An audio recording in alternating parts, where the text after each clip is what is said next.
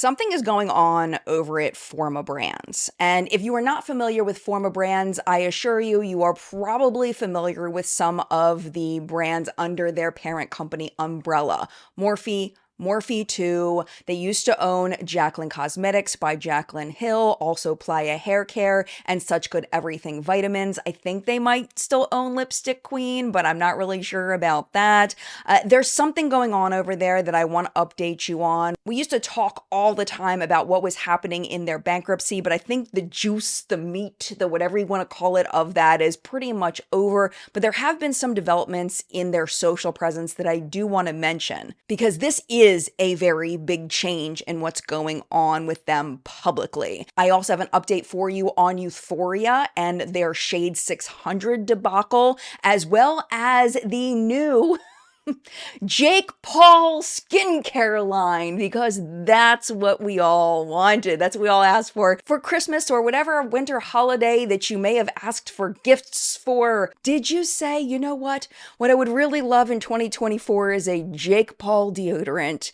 If you did wish that, your wish has come true. I have all of the details on that for you. After that, we have two stories regarding your health and makeup. The first one revolves around talc contaminated with asbestos, and the second one has to do with a sunscreen, a tinted sunscreen that was recalled due to mold contamination, possibly due to a weak preservative system, because it is a natural cosmetic brand. I have all of the details on that for you, and we'll finish up with another lighthearted commercial from e.l.f. I'm not as big of a fan of this commercial as some of their past ones, but I would love to know what you think, so hang tight. I've got all of that for you. We're jumping into it right now.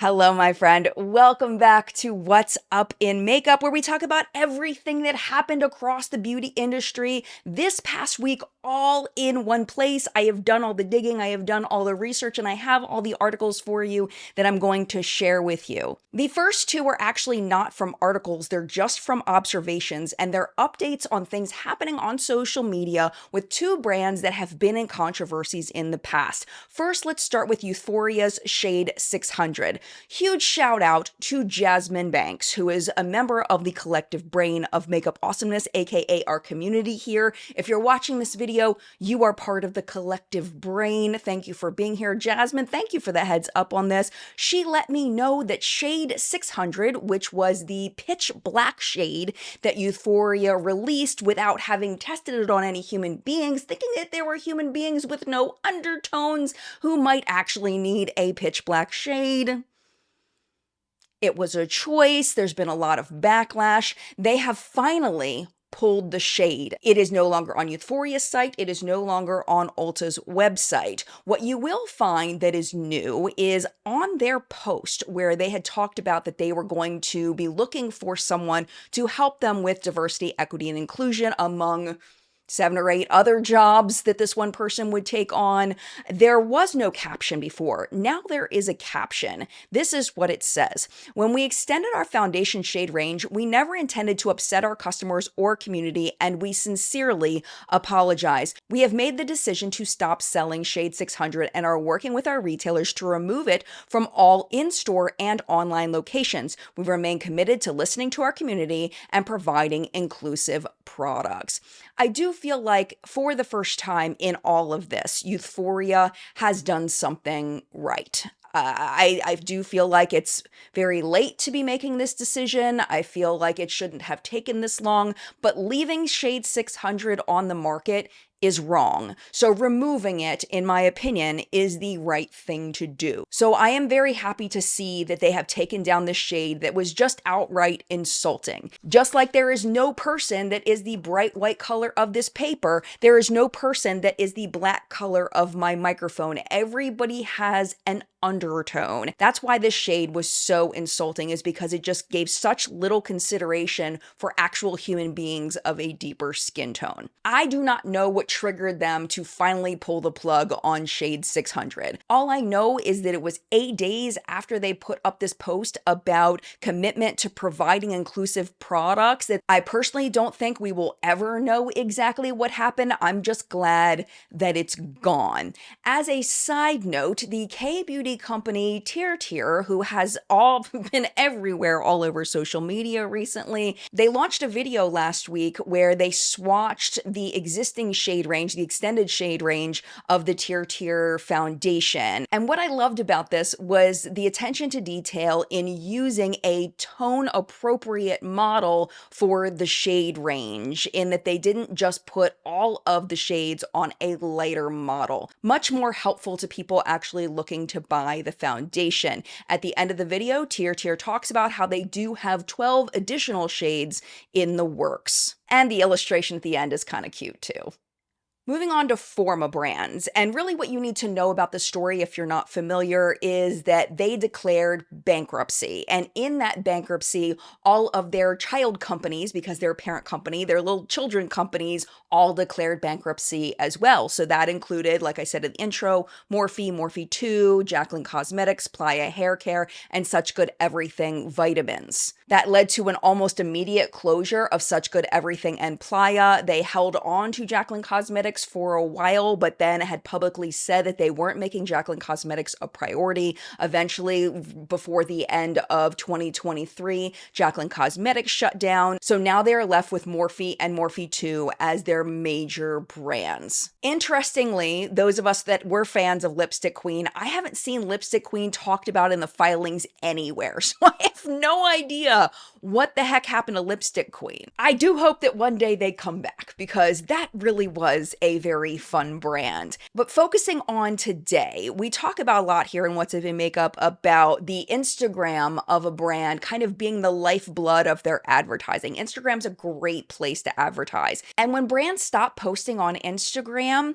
chances are something is going on over there, at least with their advertising budget. There's something going on. We never know exactly, and it's not a rule, it's just a commonality that I've personally seen across businesses that are not doing well. Their Instagram slows down. The last time we checked in with Morphe 2, they had stopped posting. There was no new posts from January of 2024, but then they started posting again in April of 2024. In May, they posted 10 times, which is a huge difference. It shows that there is some funding going into helping Morphe 2 to survive. They've only posted one time in June so far as of filming, but it means that there is something going on at Morphe 2. It's not dead yet. Morphe, on the other hand, seems to have a huge push going toward it as far as their investment in their advertising. The Morphe Instagram account sometimes posts 3 or 4 times a day.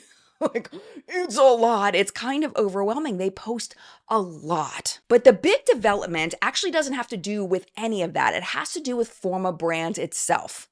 Forma Brands is gone. It is gone. If you go to their Instagram page, there's 2 posts left. Those 2 posts are about the start of Forma Brands, kind of where the brand began in 2020. If you search for Forma Brands and you go to the Google listing for Forma Brands and you click on it, it takes you to this page. Okay, if you hand type the website in and try to go to it, it automatically directs you to the Morphe website. What does this mean? I don't know. I don't know. All I know is it seems like they are putting almost all of their eggs into the Morphe basket. A couple of eggs into the Morphe 2 basket, but almost everything into Morphe. Now, there is one other place that they could put some eggs if they so chose to do. And that would be Born Dreamer Perfume by Charli D'Amelio. Now, they never owned Born Dreamer. What they had was a licensing deal. They had a very similar situation with REM Beauty by Ariana Grande. Now, through the whole bankruptcy process, Ariana and whoever else from her team, there was a thing, it was like AG Partners, anyway, A group of people, including Ariana, ended up buying the licensing back from Forma brands, so they are no longer associated or affiliated with Forma brands in any way. We did not see the same thing happening with Charli D'Amelio and Born Dreamer. That doesn't mean something didn't happen outside of the legal process, but just there was nothing in the filings. But the chances that Forma is putting some eggs into this Charli D'Amelio Born Dreamer basket are slim to none, in that it seems like that brand is dead.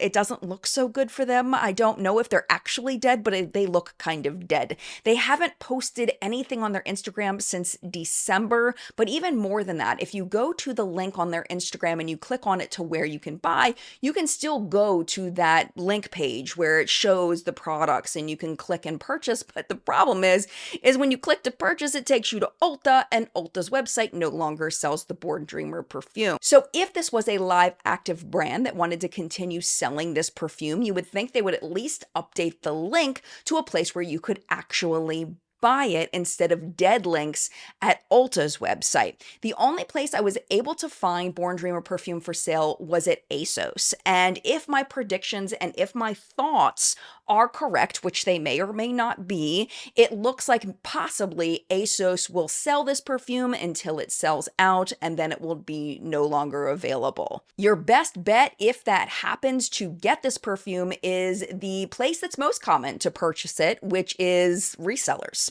Poshmark, Mercari, eBay. There's quite a few bottles on there. In conclusion, if Forma as a parent company, now that they were purchased by their lenders through the bankruptcy, if they still exist as an entity, they are putting their heart and soul and energy and money into Morphe. That is what they want to focus on. That is what they're betting their success on.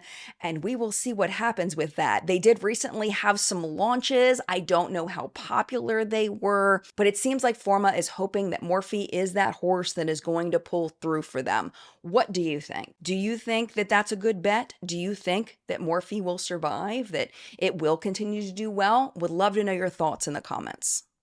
As a fun project with the community, we have been tracking the 2024 celebrity cosmetic launches. So this could be in the area of hair, body care, shower stuff, nails, makeup, of course, anything having to do with the cosmetic industry. We have been tracking them. So far, in 2024, we have surpassed the 2022 number of celebrity launches by 4 launches, and we are more than halfway to the 19 celebrity launches that happened in 2022. We are at 10 total launches that we have tracked since February. There weren't any in January, but in February, we got skincare lines by Pamela Anderson and LeBron James. We also got Beyonce's Sacred Hair Care line. In March, we got a body care line from Dwayne "The Rock" Johnson and a press-on nail line by Nicki Minaj. April brought us a makeup line by Serena Williams called WUIM and a hair care line by Rita Ora. Bella Hadid launched her fragrance line in May, and we also saw another skincare line by surfer Kelly Slater. In June, we've just had one launch so far by Brooke Shields. It's a hair care line called Commence that is specifically targeted at women over 40. The line we are talking about today, my friend, is Jake Paul's W men's body care line. And if you are not familiar with Jake Paul, allow me to read from his Wikipedia page. Jake Joseph Paul is an American YouTuber, actor, and professional boxer. He began his career posting videos on Vine in September of 2013 and had amassed 5.3 million followers and 2 billion views before the app discontinued. He played Dirk Mann on the Disney Channel series Bizaardvark for 2 seasons. Paul launched his YouTube channel in May of 2014 and is ranked on the Forbes list as one of the highest paid YouTube creators in 2017, 2018, 2021, and 2023. He also ranked on the 2022 Forbes list of the world's highest paid athletes. His personal care brand W launched on June 12th and is specifically targeting young men, and I am not making this up, lacking in confidence and self-esteem. That is exactly who it's targeted to. I'm not making it up. So Jay created the brand to help Gen Z youths, quote, face their most formative moments without self-doubt or stink. In a statement, Jake said, quote, I needed a product that could keep up with my lifestyle, one that smells amazing but isn't full of junk ingredients, and honestly, one that wasn't from 2006. That's why I started W, to create products for guys that will boost their confidence and smell amazing, but also don't cost $20 for a stick of deodorant. The line currently has a body wash, a body spray, and an antiperspirant deodorant. The range has a vitamin-infused formula and comes in W Original, Fresh Ice, and Deep Woods scents. It is available at Walmart right now for either $7 or $8 per product. It has been reported that W plans to launch a 2-in-1 shampoo and conditioner, a bar soap, a face wash, a pomade, and a hair gel later this summer. There is a 6-minute commercial that I'm not going to play for you. It was very well produced, and if you want to learn more about W and why Jake started it and all of that, if you want to see his brother Logan Paul for some reason, if that's your jam, you may enjoy that commercial. I will link it down below for you. But it basically sets up the brand's mission, and I felt like it did that pretty well. But there's one thing that stood out to me when I was browsing through the W website, and it had to do with what they call weird stuff. Of course, we all know that some people have sensitivities to commonly used ingredients in products. There are things that people have allergies to or sensitivities to that are FDA approved. But for the vast majority of people, the FDA has found that these ingredients are safe based on the science. For example, the claims about parabens being harmful were debunked years ago. But because it is so ingrained in our media and our society, clean beauty rhetoric has pushed paraben-free products in order to sell products. Not because science has proven that parabens are actually harmful, but because they know that people are afraid of them, so they use it as a marketing tactic. Parabens were one of the first ingredient classes that got demonized by the natural and then the clean beauty movement. This was sparked by a study which found that parabens were in breast cancer tissue. There were a lot of issues with this study. They only looked at breast cancer tissue, they didn't compare it with healthy tissue, so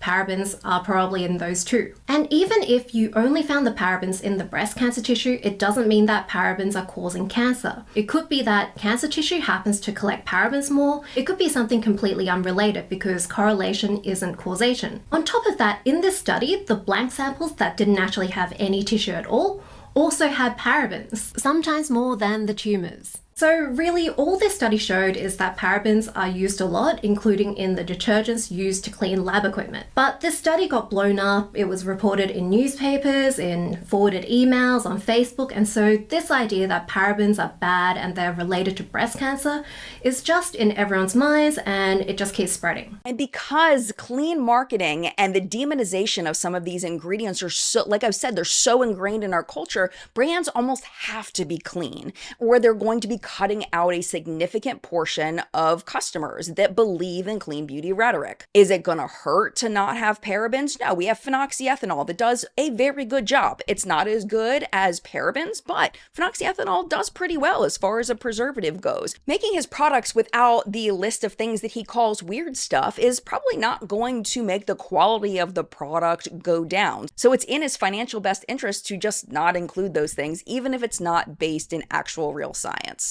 But what struck me as odd was the next section of the FAQ, where it talks about aluminum and antiperspirants. And aluminum is another thing that has been demonized by the clean beauty movement. And again, it is all based on science that has been debunked. This is what W says when addressing aluminum in their antiperspirant. They say, for an antiperspirant to be, well, an antiperspirant, it must contain aluminum. It is the key ingredient for effective sweat protection, which is right.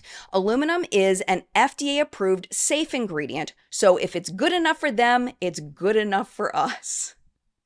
But they're so picking and choosing here, because if they were actually going with FDA approval, then they wouldn't have gotten rid of all the weird stuff. But they're just assuming that people just don't know. People that don't want aluminum in their antiperspirants aren't going to be buying antiperspirants because, to my knowledge, I could be wrong here, I think all antiperspirants have aluminum in them because that's what makes it an antiperspirant, is that it clogs up the sweat duct so that you do not sweat. What W is doing is picking and choosing from the evils. They know that they can manufacture a somewhat clean product and not really compromise, but you can't do that with an antiperspirant. And I'm assuming Jake really wanted an antiperspirant. It seems to be one of the big things that he talks about when he talks about creating W. So they really had to include aluminum.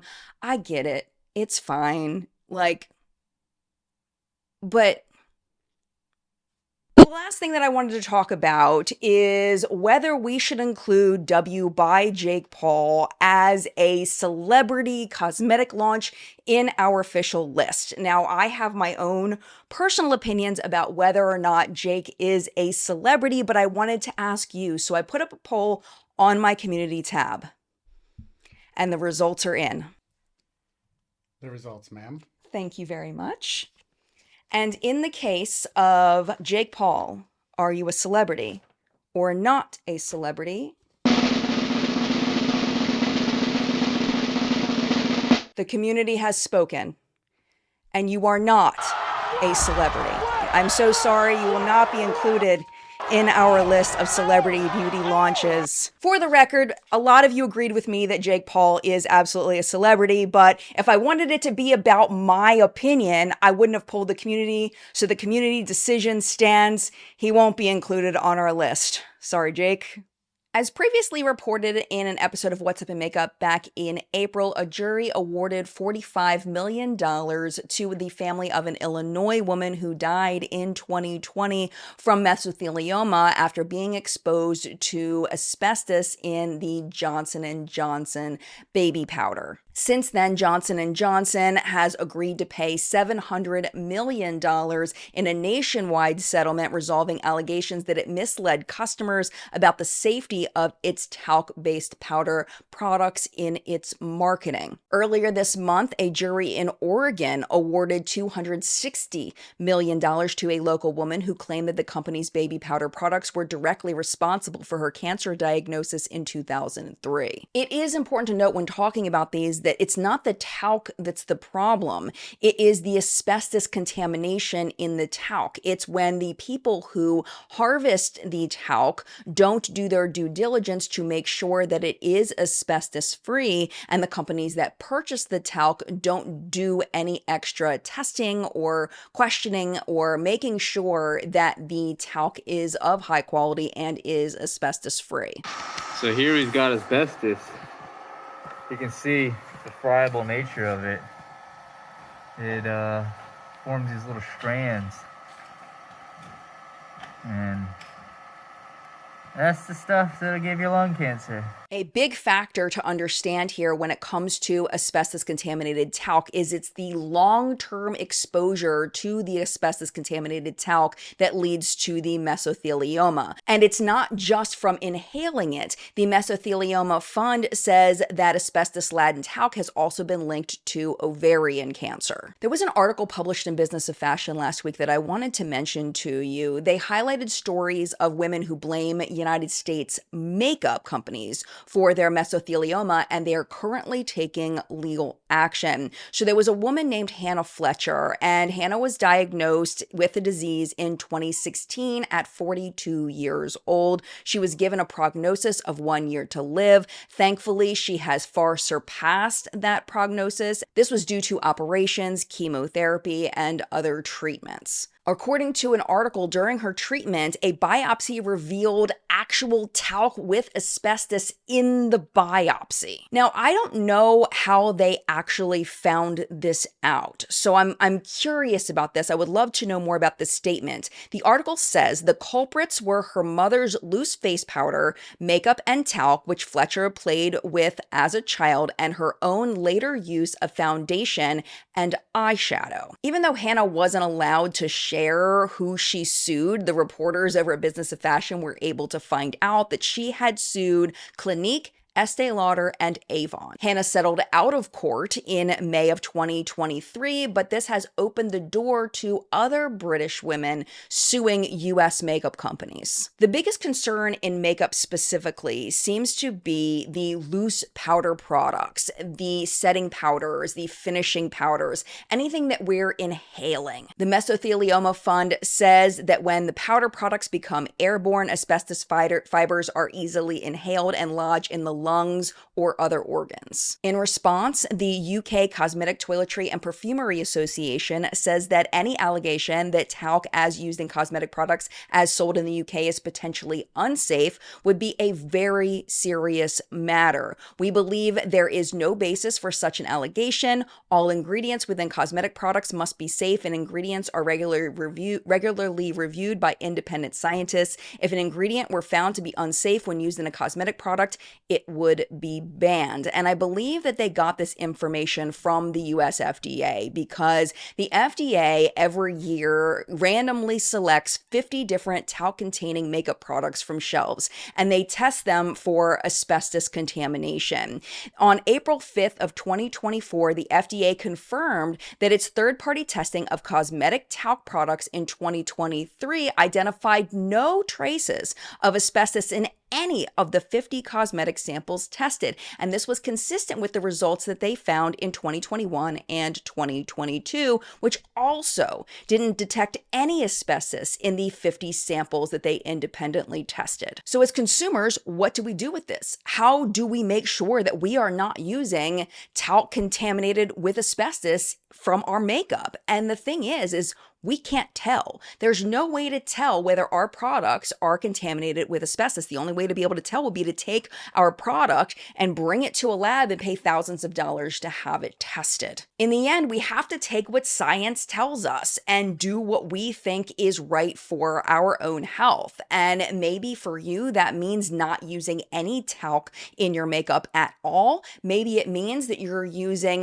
makeup products because a lot of them, they've replaced the talc in the powders with cornstarch. Maybe you're only using talc-free loose powder products. And maybe you don't use loose powder all that often, so you feel like your risk is pretty low because your exposure is pretty low, so you're really just not too worried about it. Honestly, I feel like this is a super personal decision that everybody needs to decide, but what I feel like I want to do here on this show is to make sure you have all the information so that you can best decide what's best for you.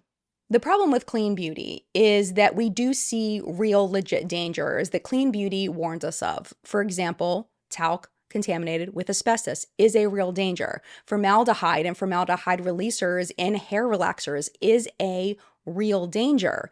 But the problem comes when clean beauty rhetoric starts spreading misinformation, or they start talking about scientific studies that are not applicable to cosmetics, and they make customers afraid of things that they shouldn't be afraid of, things like preservatives in cosmetics. And the problem with that is then you end up with completely new problems. That's what's happened here with a skincare company called Suntegrity Skincare, who, according to their brand page, was awarded champion status by the EWG/Compact for Safe Cosmetics, and they have now voluntarily recalled several of their products after one was found to harbor a higher than acceptable microbiological mold count. Here are the details. Specifically affected were the lot 115BU of its impeccable skin sunscreen foundation across multiple shades. It's important to note, though, that there were no reported adverse effects of this foundation yet. They're voluntarily recalling it out of just trying to protect their customers. The mold is called Aspergillus cedowi, and it can cause several adverse effects in people, including allergic skin reactions and related symptoms. According to the article linked down below, when the mold gets in a wound or if it is on top of sunburn, that it can cause a primary fungal infection. If it gets into your eyes, it can cause eye infections, and people who are immunocompromised need to go to a doctor if they find that they've been exposed to this this mold. Though the mold was only found in one lot, I'm going to put on the screen all of the other lots that they are recalling out of the utmost of caution. I applaud Suntegrity Skincare for doing this voluntary recall because it is voluntary and it does damage your brand's reputation when you are saying, hey, we have moldy products. It doesn't look good on your brand. So I appreciate that they are doing the right thing and letting people know that these products are moldy. I'm assuming they're also trying to avoid potential lawsuits if they didn't recall the products, but that's a whole nother side topic. My point is I'm glad that they told people. That's the end game of it. But this should serve as a learning opportunity for companies that are only using natural preservatives. The preservative that they use in their tinted sunscreen is called radish root ferment filtrate, and it is used in a lot of natural products as a preservative. It is a legit preservative, but it's not as strong as phenoxyethanol, which is used a lot in cosmetics, and of course it is not as strong as parabens, which have been demonized across everywhere. Everywhere parabens have been demonized. As a customer, what's important to know about this is that natural products that aren't preserved super well, just like food that isn't preserved super well, they're gonna go bad faster. So you just need to make sure if you're gonna buy these that you keep a better eye on your products. Pay attention to what it looks like and smells like, the color, the texture, all of that when you purchase it. So if something starts to go off, you recognize that and throw it away immediately. And keep in mind that natural products usually are sold at a premium, so you're going to be paying more for these natural products and you may have to get rid of them faster. But even your eyes and your nose and touching the product may not tell you that something has gone bad. So it's also important to pay attention to the expiration rules of that product and follow them strictly to make sure to keep yourself safe. Of course, even makeup products that are preserved with phenoxyethanol or parabens would eventually go bad as well. It's just these natural products aren't going to have as long of a shelf life, especially, mostly if they have water as an ingredient, the way that this sunscreen tinted moisturizer did. So final thought on that, just be safe out there no matter what you choose to buy. And then finally, for a lighthearted story this week, we have another e.l.f. ad. And you know, I'm a big fan of e.l.f. commercials. I love e.l.f.'s marketing. They've done such a great job.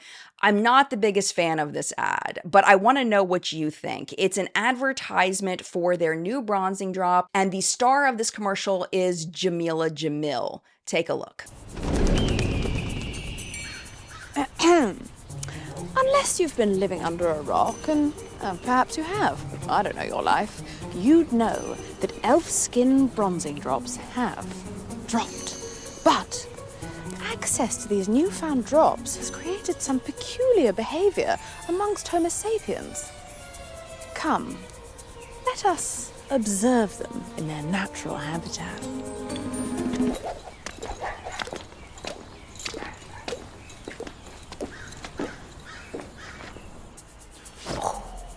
After it appears her own supply has run dry, the brave hunter begins her mission, and it is surely a perilous one. Grab your popcorn. This just got exciting.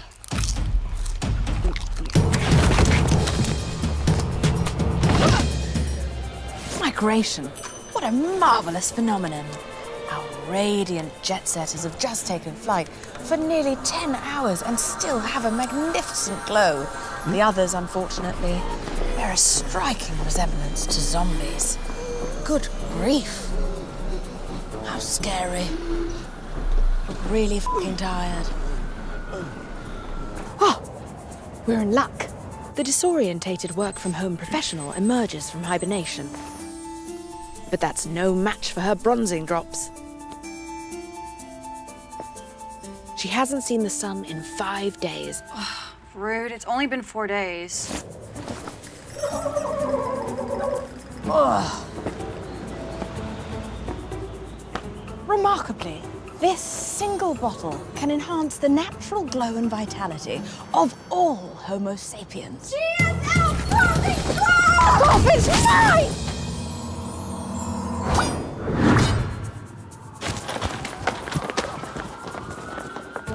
I mean, just kind of meh.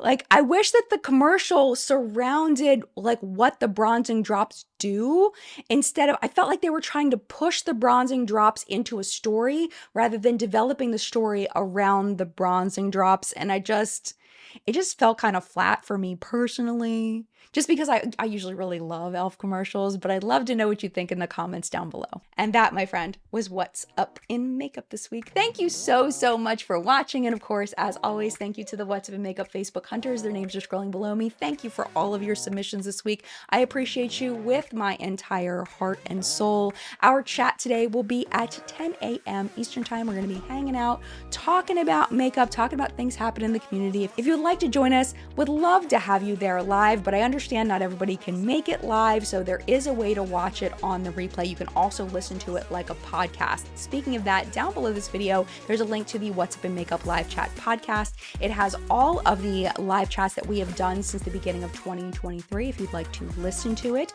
if you would like to watch it, if you are subscribed to the channel, it's very, very easy. All you have to do is go to your subscription feed. It'll be right there. But if you don't want to subscribe, which is fine, you don't have to. My feelings are hurt, but you don't have to. Just kidding. You can also go to my channel page, click on my live tab. Live chat will be there for you as well. Thank you again so much for watching. Hope you enjoyed the show. If you did, thumbs up the video. Helps me out a lot. Tells YouTube to share it with more people. And if you would like to hang out a little longer, especially if you missed last week's episode of What's Up in Makeup, YouTube should be recommending a couple videos for you over here to watch, including last week's top news segment. It's going to be right there. YouTube's going to pick the top video based on your current viewing history. But if you got to go because you got stuff to do, it's Father's Day. Enjoy your day. Mad love to you. And thank you for hanging out as long as you did. I'll see you in a video very, very soon. Bye.